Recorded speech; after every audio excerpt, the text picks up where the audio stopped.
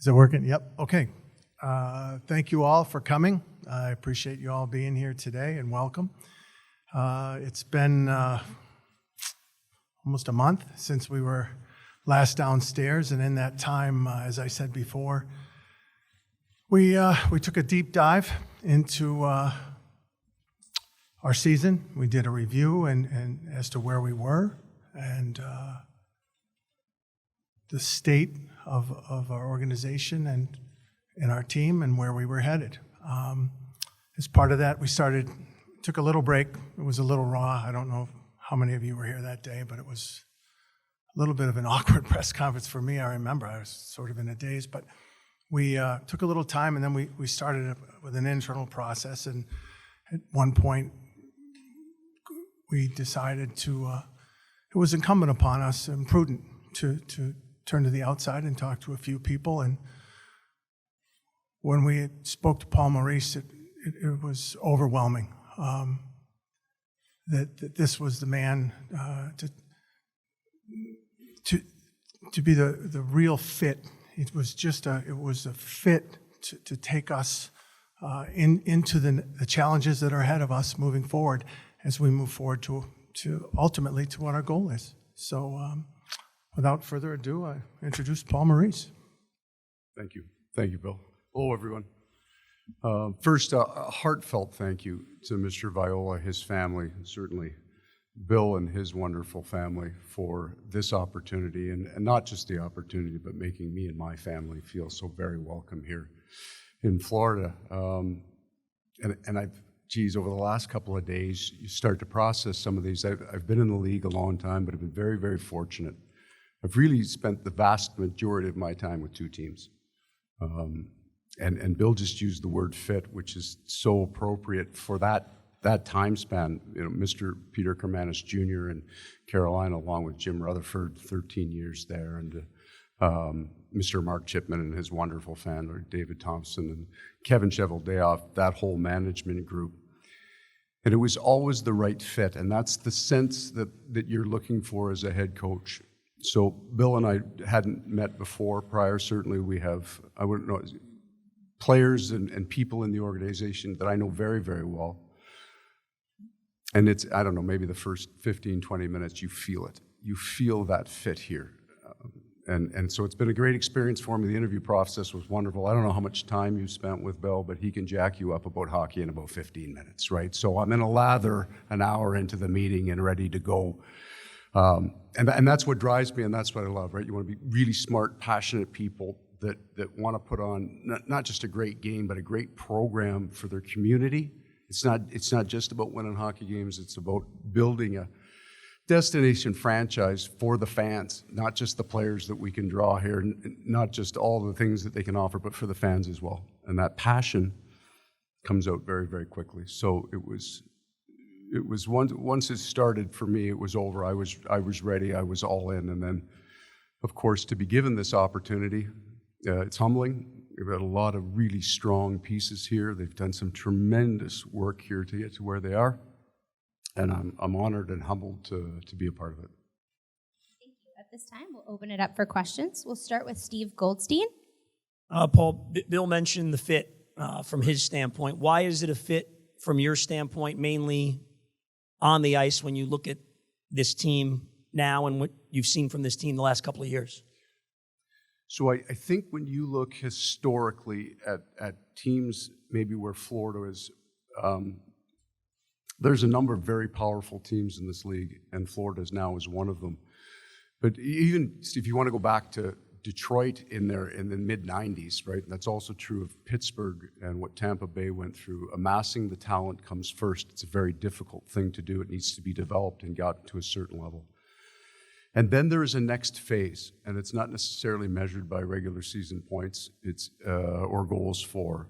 It's that transition into all of the hard things, the investment, and it's not just the players. The players here are good and they work hard, but it's the investment of the entire group to drive yourself hard enough that when adversity comes, you're ready for it. You've earned the right to survive in that adversity. And I'm excited about that challenge, right? So I watched this team play quite a bit, really strongly in the playoffs last year, and and watch the progression year to year, you have to be excited. As a coach, you see that and you want to be part of that next level. But they're in that group now, and I think, and it's also possibly the most difficult step to take, right? It is hard to get to that point that you believe you've earned the right to survive your adversity, and you fight through that. And that's a daily investment from the coaches, the players, management, all in every single day. And it's sometimes not easily measured, not necessarily easily measured in points. A guy like you who's been around the game an awful long time, you should be able to feel it. Certainly we would want our fans to feel it, an intensity in the game. But it's a challenge too, and an exciting challenge. But that fit is such a hard word to describe. But when you walk in, and like I said, you're ready to coach a game 5 minutes after talking to Bill, you want to be a part of that. Hi, Coach. Tim Reynolds with the Associated Press. Welcome, first off. It's been about 6 months since you left Winnipeg, and I'm just sort of curious what that process has been like for you. When did you realize that you needed to come back, or you wanted to come back? I guess, were you even certain that you wanted to take on a new challenge? What role did Bill and Mr. Viola play in assuring you that this was the right move? I guess just can you take us through your process the last 6 months? So one of the things, a little bit of time and some experience in the league allows you to do is assess what your needs are as a father and a family man, and also a coach. What do I need in the next process? Because I'm looking to get to the next level too, right? I'm looking for that final push too. So you need some things on the outside to be a part of a process that you want to be a part of. And I took some time, and it was needed. I'd kind of run as hard and as long as I could I'd pushed that team to the point that it needed a new voice. I understood that. I've been in the game a while. I could feel it. It was a great experience there. I think they've built a beautiful team there, and the next voice will take them to the next place.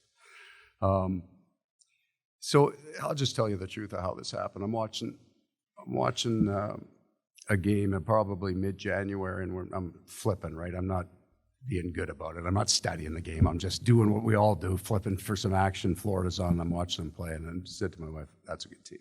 That's an exciting team." And she says, "Does that interest you?" And I said, "Yeah, that team interests me." And left it. Okay, so next small piece comes down the road. My youngest is deciding where he wants to go to school in the fall.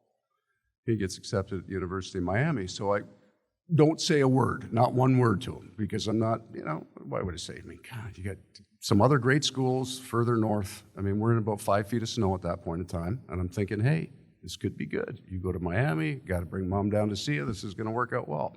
So that happened. But even with that, I don't know about the fit, which would be primary for me in my profession. Probably 10 days ago, I have a phone call with Bill. And that's where the process started. And then I get off the phone and I'm ready. I can't explain it to you any better than that. You walk into a room, you talk to a bunch of men, they tell you their plans, and they've got them, right? They're working on things. They have a plan if this happens, a plan if this happens, and they're ready to work. And you're going, oh man, I want to be a part of this. So that switch got flipped real fast. And it wasn't from, I'm not coaching anymore. It was, I'm only going to a place that I think I can make a difference and I can be a part of something, a community, a team, a franchise, because I want that passion in my life too. I want that juice, right? That's what fires you up, gets you to the rink on time, and he excels at that. So whatever it is, he pushes my buttons. He figured me out real fast. Hey, Paul. John Evanson from CBS 12. You just described what, all Panthers fans experienced all season long, watching those regular season games, the excitement, the goals. What in your mind will it take to take this team to the next level where they have playoff success and can, ultimately hoist the cup? Additions in their game, not necessarily a change in their game. Like, there's an awful lot of good here. You score an awful lot of goals. And 122 points is not easy to do in this league. We would look at the 60-minute game maybe more closely than the 65-minute game or the shootout game in terms of where our team is at producing wins and a style of game there. So I want to make sure additions, right? I love some of the offensive things that they do. There's be no curtailing completely on that. Creative players have to have room to be creative. But the entire other piece to this game, when you don't have the puck, and the attitude in that game, and it's not the team worked hard. Like I'm not sitting here, this is not a lazy team. These guys work and they compete. But the focus of 5 moving together distinctly and very, very quickly, repeatedly, right? Things that we can replicate. You can't always hit that seam pass through 9 people over a stick. Now, they've done it because we've seen them do it, and it's pretty darn cool when it happens. But that can't be your game plan in the playoffs. The playoff game changes completely. It's a different style. The rush game disappears. The net front becomes where all the battles are. So we have to add that to our game so that when we get to that, we have experience with it. And then the last is just that investment. So I'm talking about something that has to happen every day, right? That drive has to happen every day. And you take a small slice of it every single day till you get to the point that you have enough in your bank and your memory bank that it becomes automatic.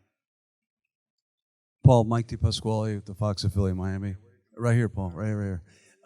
In your discussions with Vinny, did he make it clear to you, because he has spent the money to bring players in here, clear to you that this window is open right now, and there was disappointment that this organization, this franchise was knocked out in the second round 4 straight, that they don't expect that. They expect a cup run, as it was talked about all season, based on the points this team had, the goals they scored, and what this team did.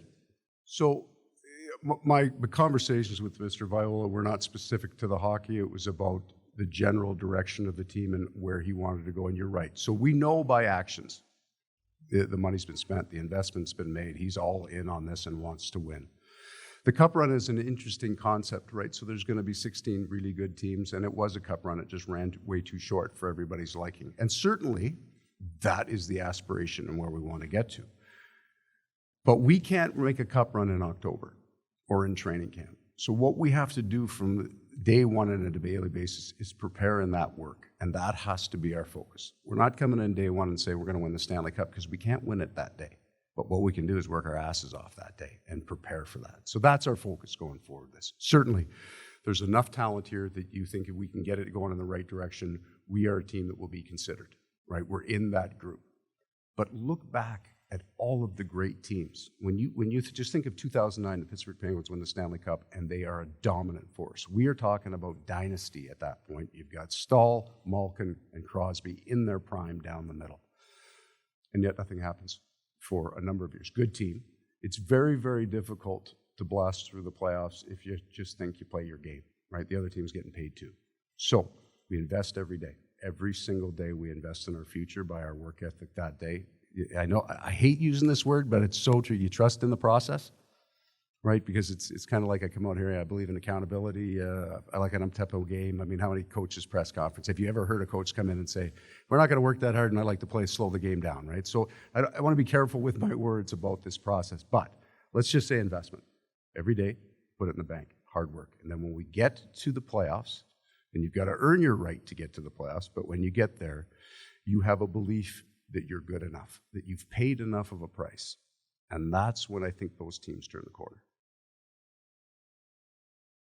Just curious, do you expect they had a very wide open offense? Are you going to keep that or become more defensive?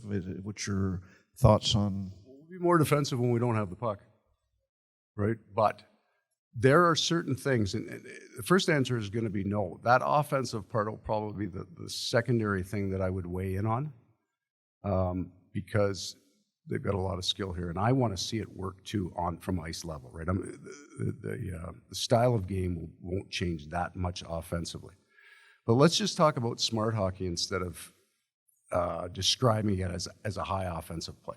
If you're throwing a puck across the ice, in a tight part of the game at the wrong time, that's just not smart. But you've got skilled, smart players. They can make the decision. They can learn to make the decision. The payoff on this pass is right. I can push this now. I can do that. And they have a green light to do that. Anything odd man, that's the players. They have to be allowed. And why would you pull back a team offensively that has that kind of talent? But it has to be smart. And we will spend the year kind of deciding, is this right? Is this the smart play? Is this the best play? Let's make the best play. Sometimes the best play is the one you don't make. I know you've heard that before.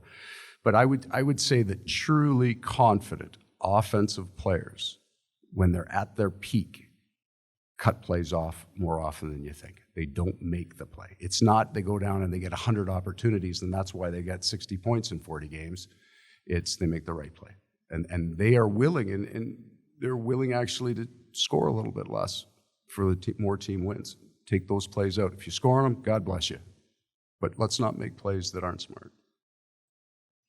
David Wilson from the Miami Herald. First of all, Paul, welcome to South Florida. Thank you. I actually have one for Bill. Obviously, a lot of experience for Paul, and that's a contrast just with Bruno getting thrust in as a first-time head coach last year. Just how important was that in the coaching search, looking for someone who has a wealth of experience, and how do you think that can manifest and help this team?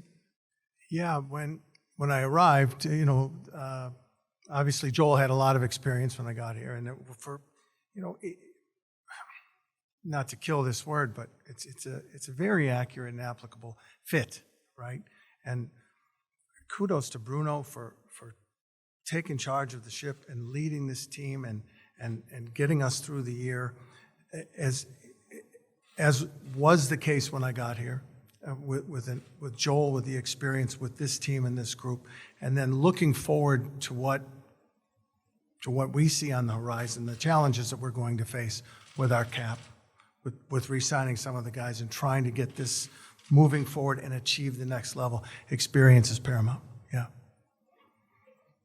Hey, Paul, welcome to Florida. It's Colby Guy from Florida Hockey Now here. I just wanted to ask, during those latter days in Winnipeg, you mentioned how your love for the game was kind of waning there. What kind of brought it back, and is there any concern that it'd get to that point again? So, great question. I critique my own performance. So, most nights in the NHL, if you walked off the bench and the team lost a game, I'm not looking at the player's performance. What did I do that day that I missed something? Always feel like if you don't win, you miss something. Now, you're not going 82-0, but so I judge my own performance. And some of it is, at times, can be a perceived lack of efficacy at times. So you push hard, and you get this big return the first time you push that button, and every time you push that button, there's slightly less return, right? It's a little harder to drive it. And I know, even though, God, those players never quit, they worked hard right till the end. I know that I wasn't producing at a level that I expect myself to produce. I expect myself to have an impact in the room and to be able to change things and push things. And I didn't feel I was having that effect. So on my own job performance, so that's where my love of the game comes. Come in and drive a group, right? Like, be a part of it. And I do. I love this game. But if you're coming to the rink now and you're not feeling that you're driving the group in a manner, you're not performing the way you need to perform, the part of this is experience. I know when they need a change. Unless you're winning Stanley Cups or driving right to that edge all the time, I think the coach's window is about 6 years, to be honest with you. Now, if you win Stanley Cups, you stay forever. If you're taking over a brand new expansion team, that you can build it. There are coaches that have done that. You can stay as long. But when you're in this window, you have to drive and you have to push. And at some point, they need a different voice. And hopefully, there'll be Stanley Cups here, and we can talk about this 6, 7, 8, 9 years from now. Who knows? And I've had 2 very long tenures where I felt, like the first time I got fired, it was 8 years, I think 9 years into my time in Carolina. And Jim Rutherford, who's, a great working relationship with me, said, Paul, we're going to make a coaching change. And I said, thank God, I'm tired. I'm burnt, man. I'm burnt. I gave everything I had at the office. It was over. So I like that idea, and I kind of hold myself to that. I'm going to push as hard as I'm going to push myself, and I want to perform to a certain level. And when I don't think I'm effective as a leader, and this doesn't happen over a weekend, man. Like, I'm aware of it. I was aware of it in the summer. Am I the right guy? You have to be the right fit. So even with all those long terms, there's going to come a time when you're not the right fit anymore, and the team deserves the right voice, right? The team comes first. So that's where I got to. So you don't love it when you're not performing. You can't feel good about yourself. You can't love the game. You get grumpy. You get angry all the time, and you're just just a lousy human to be around. I definitely got to that point, so it was the right thing to do in my mind. Bill, hi Bill. Once that feeling of raw, on some level at least, dissipated, and you got into this process and the process of analyzing the season and moving forward and the coaching search and all those things, I imagine that was probably a bit of an education for you. What did you learn in the last month about this team that maybe you didn't, maybe wasn't obvious? Maybe, I guess, what was the biggest takeaway of these last few weeks when you look back and sort of look ahead at where you've been and where you're going?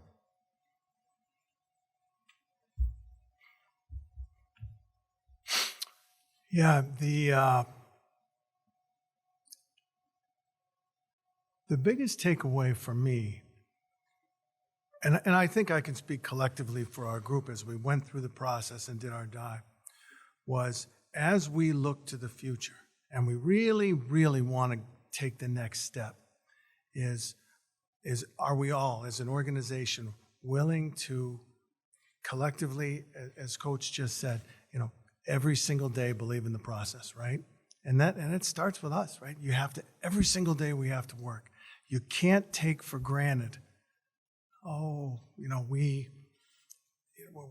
we're having this success, we're so good, we have to keep going, we have to keep going.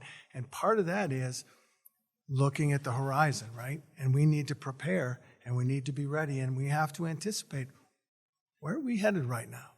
I think that's the biggest takeaway for us.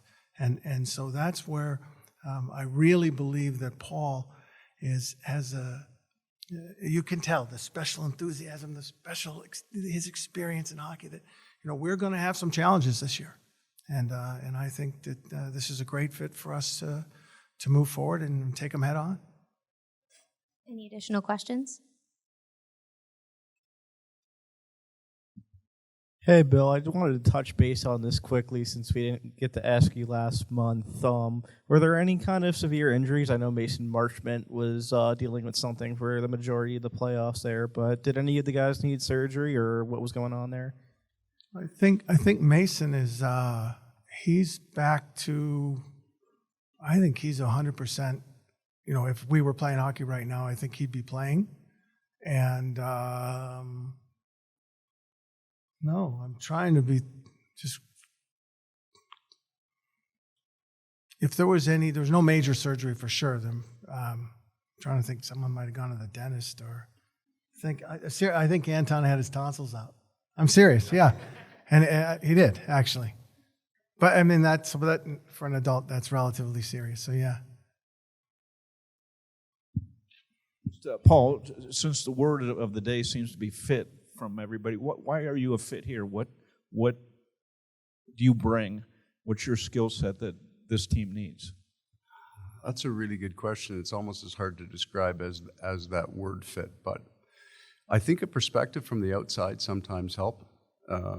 Somebody who's got maybe a bit of a historical perspective of the league and has seen teams very similar to this in the situation that they're at. That fit of a like mind with Bill in terms of the daily kind of work that has to go in, the daily communication.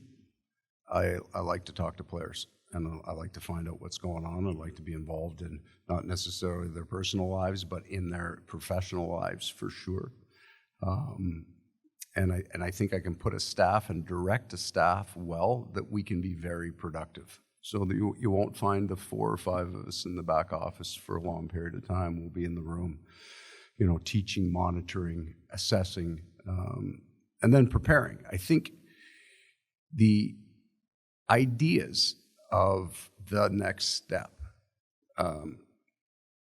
they have to get on paper, then they have to get on the rink. You have to be able to translate these concepts into a specific on ice a plan, and I think I can teach well. I do think that I can get in front of a room and explain ideas and have players understand them, and certainly reach out to the players who don't. So I think that's where we're at. There's a lot of good things. Slightly different structure in our defensive game. Certainly an emotional intensity in our daily work, an excitement to come to work, be a heavily caffeinated group in the morning. And as the question prior, a love of the game. I have a tremendous love of this game, and I like to talk about it. And I think one day it was 10 hours, and probably covered every game that's ever been played, but it could have gone longer, right? So at the end, I would say I've just beat that question to death. I'll tell you what, I'll bring a passion to the game because I do love it.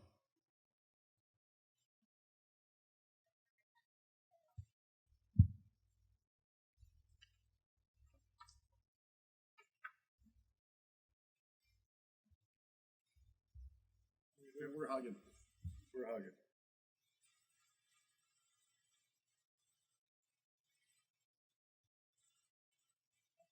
I think so. You guys all good back there? The shutters, you're right, your fingers are okay? Just get those ones you have to just hold and press, right? That's the fancy stuff. Thank you.